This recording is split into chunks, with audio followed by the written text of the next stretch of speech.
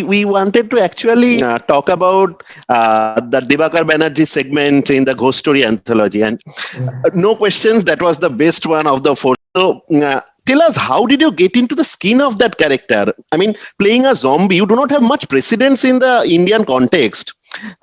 And how do you prepare for this role? What was it about working with Dibakar?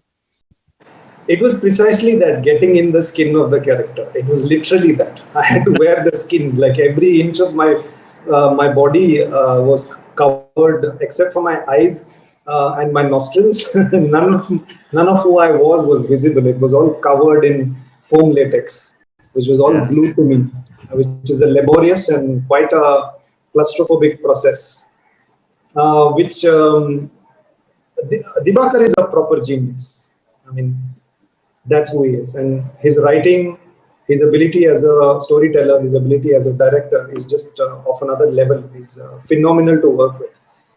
And he's also, I think I identify with him also from the context of like him wanting to try new things. And I think he really wanted to do something that nobody has done, try something like the zombie genre. I mean, genre-based films don't really work. Like India is not, the entertainment business doesn't really work on genre-based. So there's one or two popular genres, and most films are made in that completely. There are comedies and there's romance and there's action. That's pretty much it. So he was also in the dark and figuring it out. And the script was so good that, seldom in your life you'll come across somebody who would read a script, or you would read a script where you would just read it and then you'd be like, I don't know what to say. Like, I don't find anything wrong in this. It's so like not one comma, full stop, or anything you want to change in that. It was so good. I really enjoyed, listening to it when he was reading it and all that.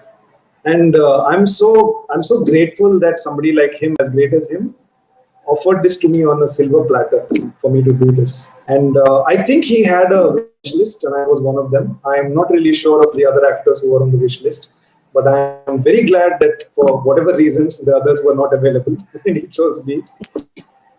It's the toughest thing I've ever done in my life. I almost regretted it every day in the morning when I had to wake up at 2:30 and go and sit in the makeup chair for about 3.5, 4 hours sometimes to get ready. I was like, why the hell am I doing this? But once it was done, I was filled with incredible pride that I had done something like this. I had no idea how people would perceive it. In fact, to be honest with you, I knew that the film was probably going to be a great film. But I didn't really know how people would respond.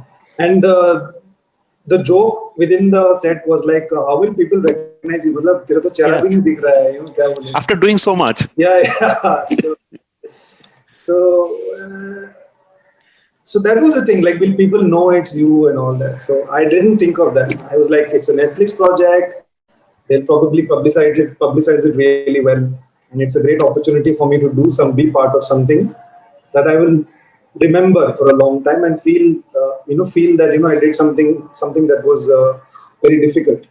So that's how I felt. And the fact that people would, tell me that the performance was great and all that was just, I don't really know what to say to that, because it was hard, it was difficult. There were days when my brain was not working, and it's just experience and working with a really good director who would sometimes call out shots on the mic, and I would just do that.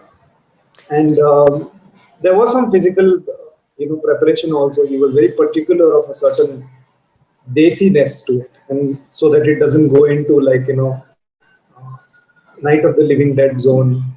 You have to feel rooted in our culture, in a sort of a pan-Indian culture.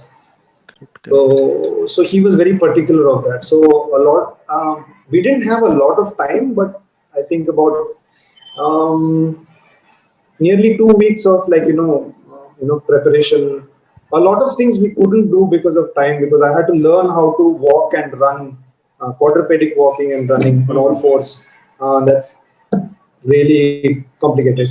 It's not easy at all. Also for a person who has damaged vertebrae and ruptured L5 S1, it's even more dangerous. So I learned how to do it, but then we couldn't really manage it because during the shoot, the weather played such a spoiled sport. It was raining constantly. The prosthetic suit doesn't work in the rain, so I can't get wet at all. I can sweat inside, but from the outside, if there is moisture, then all the glue and all the hair starts to come apart. It doesn't work at all. So sometimes we would be working in short intervals. Like we would just go shoot, take one shot, and then it start raining quickly. There are umbrellas and plastic sheets around me, take me to, and I am sweating buckets inside, like because it's hot. Although it's raining, it's like really hot. So, but overall, just fantastic. In hindsight, fantastic experience. That was some performance from you. I mean, thank you for that. And tell me, so beyond that surface level, there is so much of a political commentary in that film. So did you discuss with Dibakar on that? That was something which we are having in the subconscious? It's very apparent. Whoever wants to see it will see it. Whoever doesn't want to see it won't see it. And that's what I really find brilliant about the story. If you take it literally, the way it is, like, oh, it was all a bad dream, then it's kind of interesting that way also. Or if you want to look at it as a metaphor for the inner monster, it still works. Or if you want to look at it as like them actually turning into monster, it works. Socio-political commentary, it works. It works at different levels, and that's why he's a genius. Share and subscribe to Filmkopath because I'm saying some really awesome stuff over here and giving some great insights about life in general, and you will never get this anywhere else, only on Filmkopath.